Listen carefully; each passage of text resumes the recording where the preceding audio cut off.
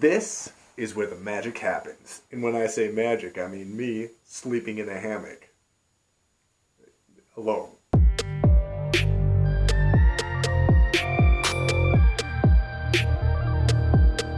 Hey guys, so this is my new indoor hammock setup. I have always had some sort of hammock or portaledge anchoring system in my house ever since I started tree camping almost 10 years ago now. And when we moved here to South Dakota in this little tiny apartment, I didn't really want to destroy the walls or build any anchors in the ceiling like I have in all of my other houses that I've lived in until I started doing jujitsu again.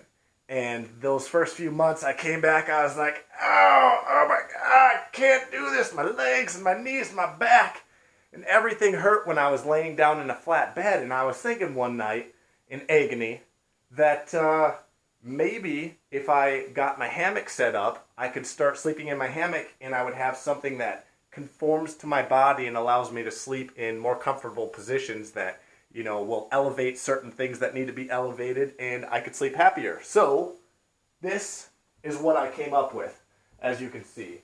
I actually took my old chin-up bar.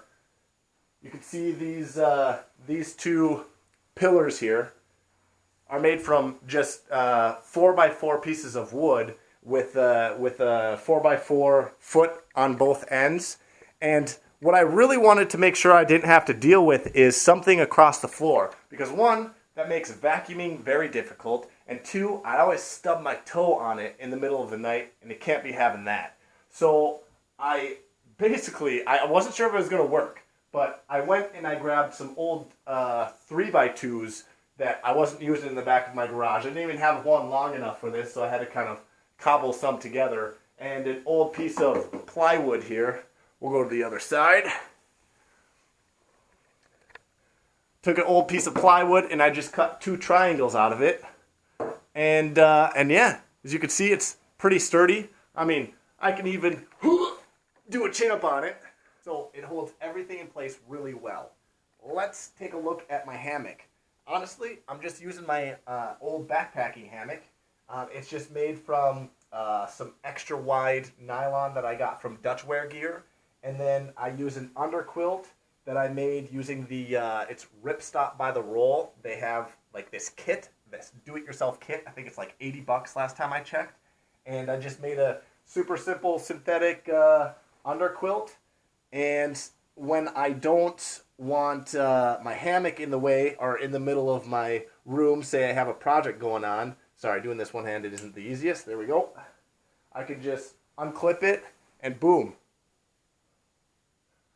The whole room is now available for me to use all the space, you know. I like to do my rumba or some, I don't know where I was going with that. Anyways, so yeah, it's really nice and minimalist, and I'm getting to the point where I think I might just get rid of my small little bed there. And I know what you guys are thinking. You're like, wait a second, Logan, aren't you married? Yeah, I am. And I have a little kid. I let them do their nightly battle, and I sleep alone in silence. I know. It's a hurdle for a lot of guys. They want to sleep in a hammock every single night, but they're like, oh, my wife wouldn't allow it. But, you know, I sleep alone because I'm really, really bad at sleeping with loud noises. So this is my wonderland of sleep happiness in here. And then my kid gets to come in here and play in the hammock, and it's super fun for him. And I go over there into their room whenever I'm in need of a snuggle. So yeah, that was my hammock setup.